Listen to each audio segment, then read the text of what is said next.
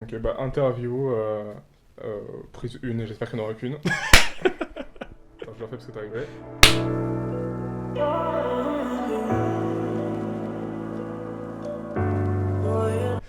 On va commencer par ensemble.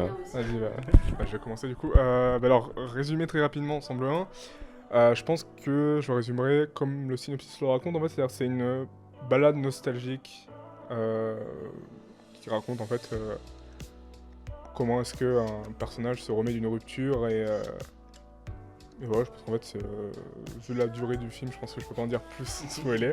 Mais ouais, je pense que ça serait la balade nostalgique de voilà, cet homme qui se remet de sa rupture. Pour Ensemble 2, c'est plus compliqué. J'essaie de faire aussi court que Vincent. Pour prendre ses mots, Ensemble 2, c'est aussi une balade, mais une balade avec un autre personnage. Un baladeur qui est en quête d'amour obsessionnel. Et vous allez très vite comprendre pourquoi il est obsessionnel. Commence. Allez, bah en fait, c'est une question assez compliquée parce que, en fait, dans l'écriture, j'ai fait en sorte que les personnages ne soient personne, en fait. Dans l'idéal, j'espère que chacun peut se revoir en tant qu'un personnage ou un autre, et c'est un peu ce qui rend la force de ces personnages-là, en fait, je pense. Le personnage est mystérieux, parce qu'on ne sait pas d'où il vient, on ne sait pas ce qu'il veut vraiment. Tout le long du film, on va découvrir un personnage qui va tout faire pour trouver l'amour de sa vie. Voilà.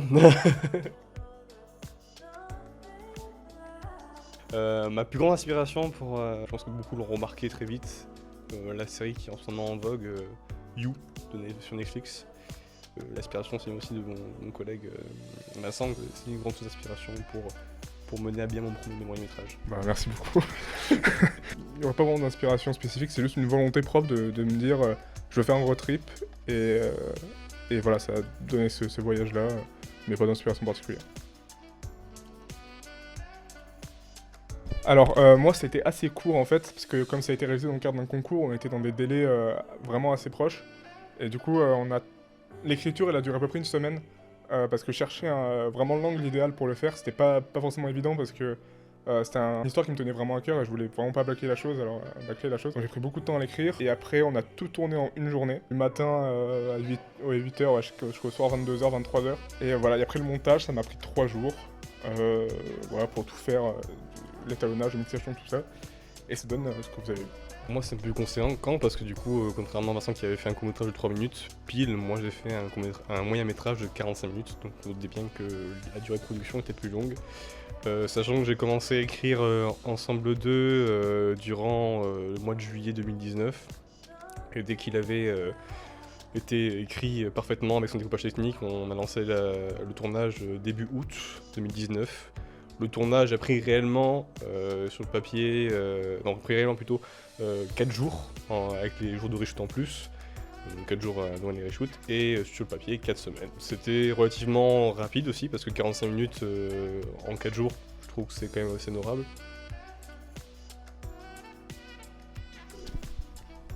Je te la laisse celle-là. Je te la laisse. Il y a beaucoup de choses qui sont compliquées.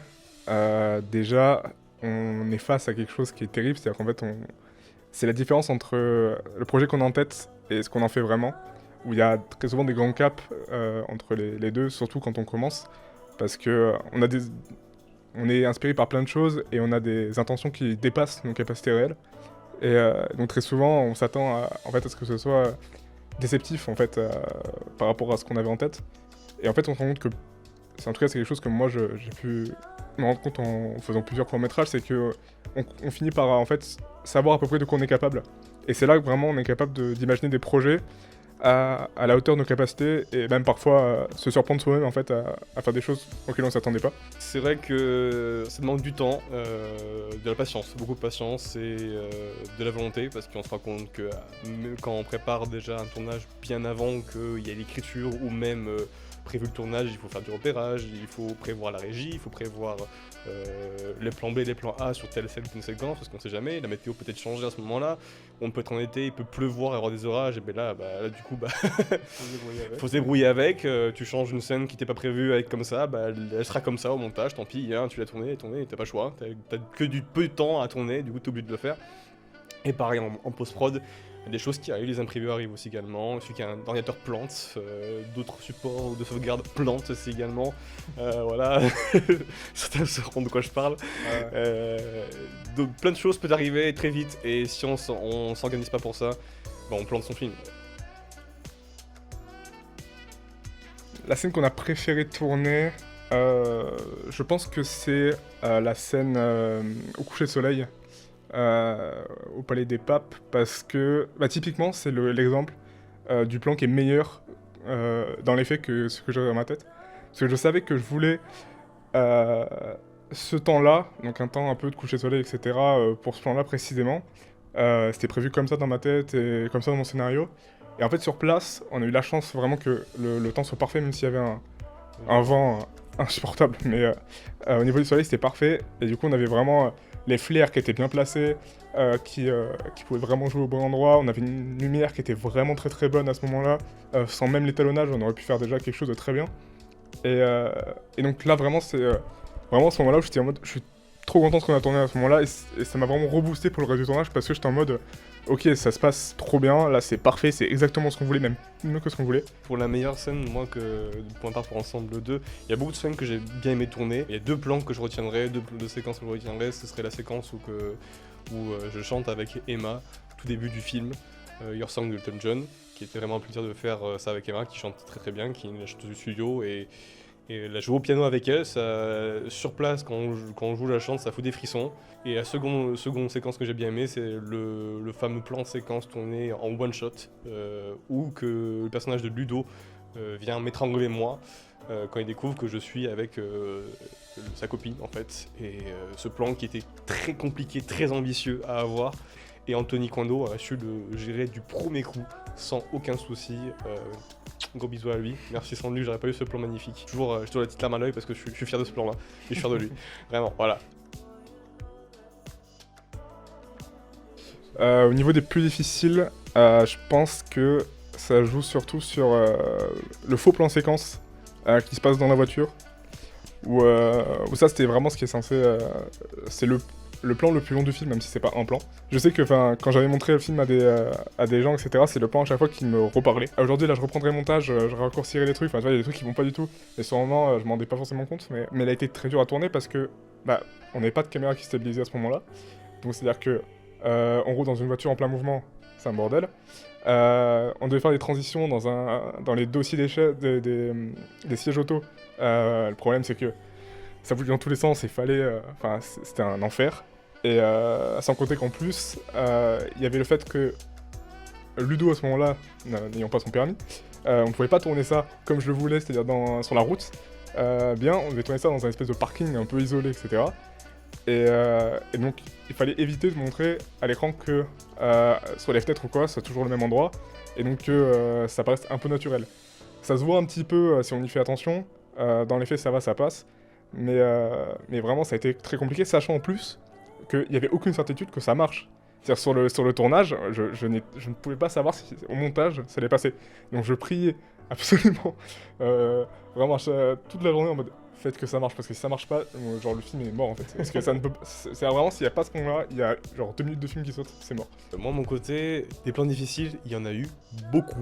Je pense que c'est vraiment la séquence de fin, la séquence où que Ludo et Fred se rejoignent sans le savoir dans la forêt. Ou qu'il a fallu faire du focus avec la caméra motorisée qui pas du tout faite pour la mise au point. Et on a voulu faire un plan de transition entre un tronc d'arbre et un autre pour faire un pont entre 2 plans qui se tout séparaient. C'était très compliqué parce que du coup la caméra refusait absolument de faire un mise au point sur le tronc en gros plan. Et alors qu'elle le faisait très bien sur le tronc suivant. Du coup bah, c'était une galère à faire ça au montage. L'effet est plus ou moins bien passé. Merci. Parce que ouais, c'est perfectible, comme tu dis tout à l'heure, c'est perfectible, mais ça passe. Mes musiques sont composées principalement d'un compositeur, Lucas King, un compositeur anglais qui fait beaucoup de musique au piano. Dans différents thèmes, mais surtout dans le thème un peu assez sombre, assez dark. Il y a aussi Your Song, que vous avez sûrement reconnu dans le début du film, de Elton John, qui n'a pas été composé par moi, non, juste joué, simplement. À la fin du film également, on a la reprise de Your Song en version boîte de musique, une dernière musique aussi. Colossal Trailer Music, qui font une tonne de compositions de musique de trailer pour musique. Et c'est la scène que vous voyez avec moi qui porte le corps d'Amélia dans les escaliers. Et c'est une musique épique qui too much, je le sais, mais c'est mon kiff et je vous emmerde. Donc Moi, du coup, je vais pas avoir grand chose à dire parce que il y a une musique, mais il y a quand même des trucs intéressants, des petites anecdotes sur la musique parce que, en fait, au départ, il faut savoir que la musique devait être beaucoup moins importante que ça dans le court-métrage parce que là, c'est quasiment un clip en fait si on le prend comme ça. Au départ, elle est juste arrivée vers la fin. Pour les derniers moments parce que quand j'avais écouté la musique, quand j'écrivais le scénario, elle me semblait bien et j'étais en mode ok ça peut être très bien.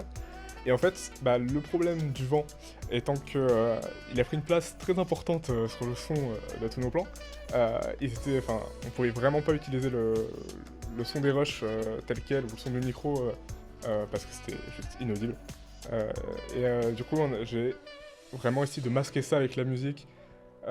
Pour que ça se cache. Donc c'est vrai que de certains retours que j'ai eu, c'est vrai que ça peut faire un peu trop. La musique est trop présente et parfois ça touche un peu le ridicule ou un peu le too much à certains moments parce que elle fait trop, tu vois, à ce moment-là. Mais en fait, c'est le seul moyen que j'avais pour ne pas laisser un blanc ou laisser un gros bruit de vent qui aurait saturé et qui aurait été insupportable. Et donc voilà. C'est aussi pour ça que souvent la musique est importante dans ce métrage-là. Mais voilà, mais comme je disais, en fait, maintenant on va essayer de faire en sorte de plus trop aller dans cette optique-là, de prendre des musiques libres au droit ou de faire comme ça. Peut-être de temps en temps, mais vraiment quand ce sera bénéfique voilà, pour tout le monde, parce que nous l'intérêt c'est aussi qu'on ait des œuvres qui sont faites vraiment de nos propres mains, mais à 100%, quoi. Avec des musiques qui sont composées par nous-mêmes, enfin, pas par nous-mêmes en tant que personne là, mais par des membres du studio qui sont vraiment très talentueux et talentueuses dans ce domaine-là, et serait bien aussi que leur talent émerge totalement parce qu'ils le méritent amplement. Et voilà, donc on espère que dans les prochains projets, et d'ailleurs c'est en cours là actuellement, mais les prochains projets normalement auront des musiques totalement originales et voilà, inédites. comment on devient une entreprise légale, c'est très très simple parce qu'au départ je me suis déclaré seul en tant qu'auto-entrepreneur qui dirigeait un studio de production pour ce qui était film et programmes télévisés. Donc ça s'est fait relativement rapidement, je suis pas sûr que ça soit français ce que je viens de dire, mais relativement rapide, voilà. Et C'est beaucoup mieux. Ouais. c'est beaucoup mieux, hein. Ouais. C'est facile. Relativement rapide parce qu'on a juste fait une demande, rempli une fiche qu'on a remplie tous les deux, et on l'a envoyée à l'URSSAF, et sur 15 jours, on avait la réponse, voir si c'était oui ou non. Et on n'a même pas eu de oui ou de non, c'est genre, tenez vos coordonnées, vas-y, c'est bon, tantôt trop bien en fait. Et à partir de là, on a eu la chance de pouvoir recruter des personnes, parce que au départ on était que j'étais tout seul, du coup il fallait que je légalise Vincent en tant que co-PDG du studio, donc co-dirigeant, donc en tant que mandataire. Et là c'est commencé toute la chiantise de l'administration du studio, qui a duré des mois, et aujourd'hui encore ça continue, hein, voilà, parce qu'aujourd'hui on a 12 employés, voilà, enfin 11 employés et moi en tant que dirigeant officiel, et Vincent en tant que co-dirigeant officiel et mandataire du studio. Donc voilà, je vais pas faire mieux que ça. Je vais commencer par le projet le plus proche, on va dire en termes de date qui pourrait arriver. C'est le long métrage de Anthony Coindo, hein, on l'embrasse, qui est toujours en montage actuellement, qui s'appelle donc Le meilleur film du monde. Un long métrage de 2h30 pour le moment, qui devrait être de 2h15, 2h20 peut-être, pour aller par là. Voilà, il approche de fin de montage, c'est compliqué parce que on a encore des reshoots à faire, parce qu'il y a plein de choses qui ont bougé par rapport à ce qui avait été écrit et ce qu'on a filmé. Ça prend beaucoup de temps, on fait composer la musique, donc c'est pareil, on essaie d'avoir de la qualité, donc c'est compliqué. Enfin voilà, il y a plein de trucs qui font que ça prend du temps, mais ça arrive, ne vous inquiétez pas, c'est en cours. Et après, de mon côté, j'écris un long métrage actuellement. Vous pouvez retrouver le synopsis, tout ça sur notre site internet, rafalestudio.fr. Voilà, en fait, globalement, là, je suis en train de finaliser l'écriture. Je prends vraiment le temps de bien écrire, de bien poser mes intentions et ce que j'ai envie d'écrire, parce que j'ai pas envie de bâcler cette étape-là. Voilà, donc c'est Métamorphosis, gardez bien en tête, ça arrivera bientôt, vous aurez des news dans pas très longtemps. Et voilà, moi je pense que c'est à peu près tout. À toi. Coucou. Pour ma part, oui, donc il a fait les 3 quarts du speech. On a beaucoup de productions cette année qui seront teasées au fur et à mesure de l'année en temps voulu, parce qu'on n'a pas envie non plus de tout vous dire d'un coup. Donc il a parlé de meilleurs films du monde qui arrive très bientôt, Métamorphosis également. Un projet secret qui arrivera aussi prochainement, et d'autres projets un peu moins secrets qui sont plus personnels pour ma part.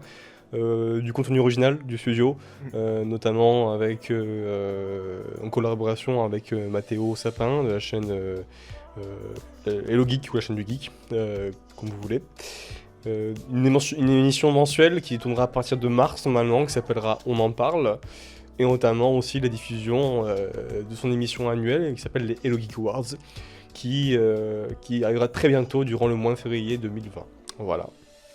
Je pense qu'on a fait le tour aussi, et puis voilà. Voilà, de nouveaux projets, des productions, des courts-métrages originaux, longs-métrages, moyens-métrages. Voilà, un peu tout. Enfin, vous saurez tout en temps voulu, hein, on va pas tout vous gâcher maintenant. Hein. Voilà. Enfin, voilà. Merci déjà à Synepsis d'avoir permis cette interview aujourd'hui. Un grand bisou à toute l'équipe, notamment à Lucille. Voilà. C'est grâce à toi, et n'oubliez pas bien sûr de nous suivre sur nos réseaux sociaux, Instagram, Twitter et Facebook. Vous aurez le lien de la page Facebook et de tous nos réseaux sociaux, notamment de notre site fireflystudio.fr. Et on vous invite tous à nous voir pour le prochain contenu.